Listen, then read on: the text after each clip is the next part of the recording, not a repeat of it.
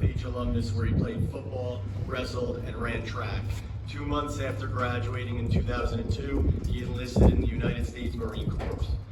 Mr. McCue went to boot camp in Parris Island, South Carolina, and during his 3-month training in the Iraq War started. After graduating boot camp, he was assigned his military occupation of embarkation specialist. He then went on to complete another 6 months of training and specialize in education before being attached to the 2nd Transportation Battalion in Camp Lejeune, North Carolina. A little after over a year in the Marines, Mr. McCue deployed to Iraq in support of the global war on terrorism. There, he tracked and coordinated the incoming Marines into the country, coordinated and communicated troop and supply movements throughout Al-Anbar province, while also creating daily briefs for the general. After a 7-month tour, he returned back to Camp Lejeune. In 2005, he was tasked with coordinating the emergency movement of supplies and Marines in support of Hurricane Katrina around the Gulf Coast. Finally, he was involuntarily recalled to support the peaceful withdrawal out of Iraq in 2008. He was a liaison officer with the 6th Marines. They were the last Marine regiment in Iraq and the last Marine unit who served in Operation Iraqi Freedom. While primarily stationed out of Ramadi, Iraq, Sergeant McCue would go to various bases and outposts and coordinate with over 17 different units on their safe and effective withdrawal from Iraq. What was supposed to be a 14-month deployment turned out to be only 9 because of the coordinated efforts of many Marines, of which Sergeant McCue is proud to be a part of. In logistics in the military, a common saying is, first in, last out. True to form, Sergeant McCue was one of the first flights into Iraq with the Marines and on the last flight out in 2009. Awarded the Navy and Marine Corps Achievement Medal, Marine Corps Good Conduct Medal, Armed Forces Reserve Medal with M device, Iraq Campaign Medal, Sea Service Deployment Ribbon, Humanitarian Service Medal, Global War on Terrorism Service Medal, Global War on Terrorism Expeditionary Medal, Iraq, National Defense Service Medal, and Certificate of Commendation. He now lives in Fairhaven with his wife and 3 boys who will one day be RFH Bulldogs. Please give a huge round of applause for our guest speaker today, Mr. Mike McCue. Go Bulldogs! Let's go! It's kind of a trip being here. Hear the national anthem, you did awesome. Having flashbacks of being on the sideline, starting football games. Now I'm here with my kids. It's all Coach Langelada out here. I don't think he's coaching football anymore, but it's still pretty awesome. So with that, students, teachers, administration, any fellow veterans out here? Awesome, thank you. It's an honor to speak and reflect upon my service in the Marine Corps and what a veteran is being all about. I'd have to say that the call to service started right here in these very classrooms. On September 11th, I was a senior in Mr. Blake, RIP, current events class. A fellow history teacher, Mrs. Ferraris, ran into our classroom and informed us that a plane just hit. We turned on the TV and watched the news, and we saw the 2nd plane hit the other tower. The shrieks and screams were bone chilling. As you may imagine, some of my friends, fellow classmates, parents worked in and around the World Trade Center. Some wouldn't know if their parents were safe for hours. Thankfully, all of my friends or classmates' parents made it home. But around here, almost everybody knew someone who did not. The rest of the day was kind of a blur, but I still remember for days in English class, on the 3rd floor, seeing the plume of smoke rise above the Atlantic Highland Hills. It was very real and really close to us. The year went on, and the time following 9/11 was an incredible time. Strangers helping each other, there was flags galore. Everyone, no matter their differences, were Americans first. While my friends were writing their college essays, I was deciding what branch of military I was going to go in. I ultimately decided to go with the Marines. All I really knew was that they were the toughest and had the longest boot camp, so it was going to be the biggest challenge. going to RFH and growing up playing sports, I had the confidence that I could do it. As RFK said, only those who dare to fail greatly can ever achieve greatly. I signed the papers in August, and to be completely honest, I was scared to go to boot camp in the summer of South Carolina, so I was able to schedule my entry later in January. Don't do well with heat. I was just having flashbacks of 2-a-days in August, and luckily it worked out. It was also great because I was able to complete just one semester of college, but because of that one semester, when I went into the Marines, I automatically came out a rank higher. So I didn't start off as an E1, I started off as an E2. Not a huge deal, but it was there that I experienced the value of education firsthand. 13 months later, after I went to boot camp, I was on a plane to Iraq. I was an E3, a Lance Corporal, and we flew from San Diego to Germany nonstop in a cargo plane, and there was more colonels on that plane than there were Lance Corporals. So colonel is like one below a general.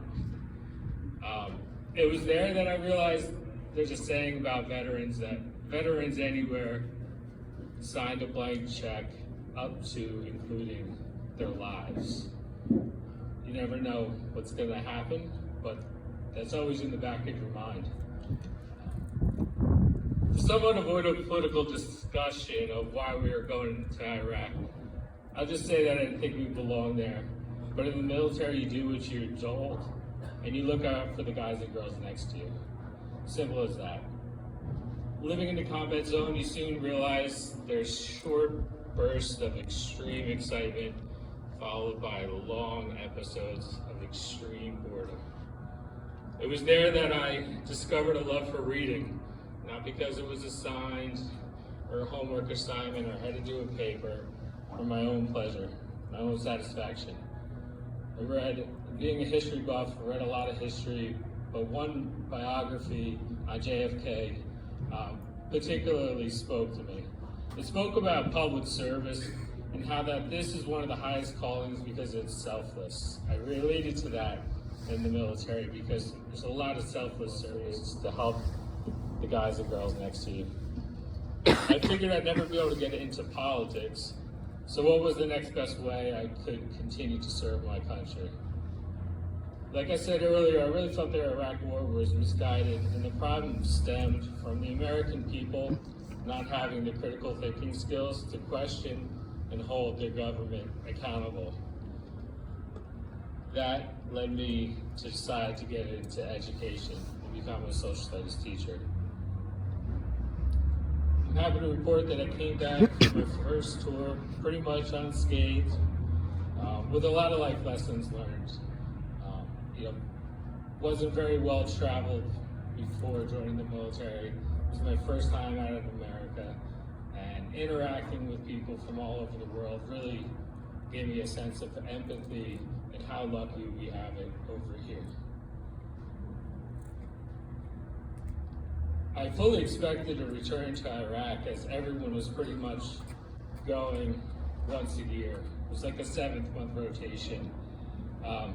At that time, I feel like I had some unfinished business. This was pretty actually disappointed when it came to find out that I didn't get to redeploy to Iraq. And it sounds kind of hypocritical because I didn't want to think we belong there, but if you don't go, someone else is going in your place.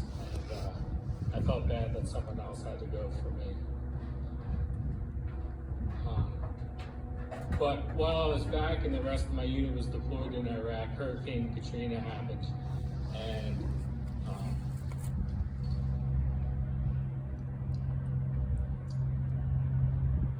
the president called on us, essentially, in emergency to pull together as many trucks and resources and Marines as possible, load it up on a boat, and bring it down to the Gulf Coast to help out.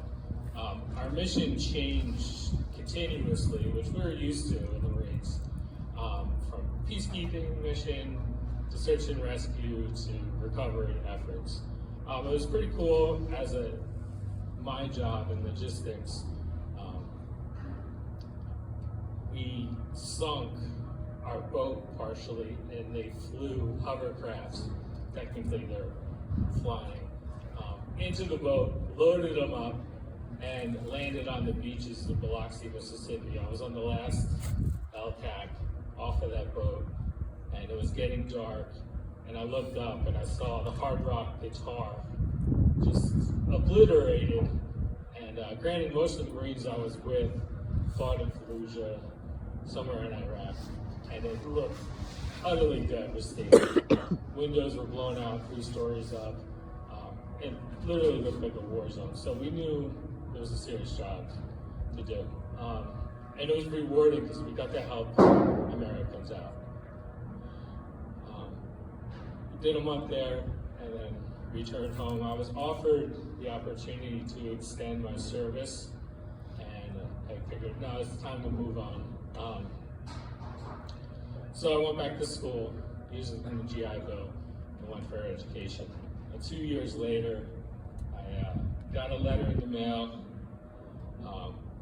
and notifying me that I've been selected to go back on active duty to support the global war on terrorism.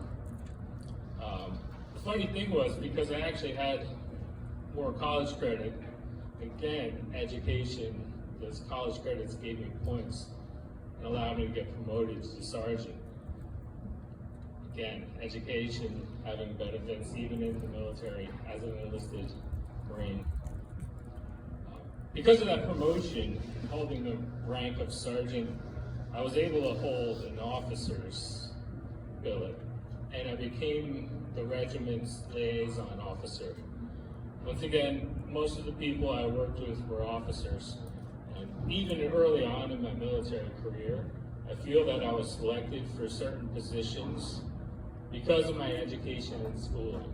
Just having been educated, the high school education at RFH put me way above the general population of other enlisted Marines throughout the country.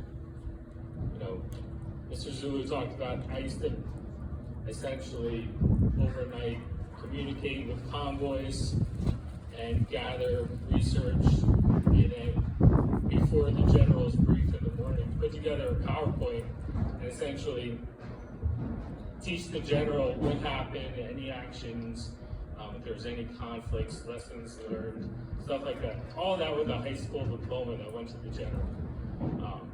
So definitely the RFH education helped out.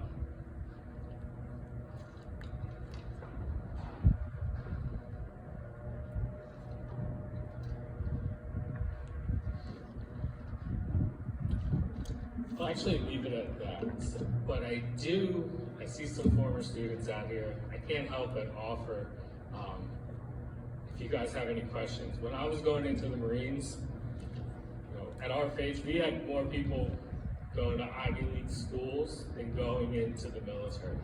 And I had no idea what I was getting myself into. So if anybody has any questions, you can reach out to Mr. Zullo. We can connect. I'd be happy to guide you through my experiences. Happy to say I was able to convince my cousin to go into the Air Force as an officer.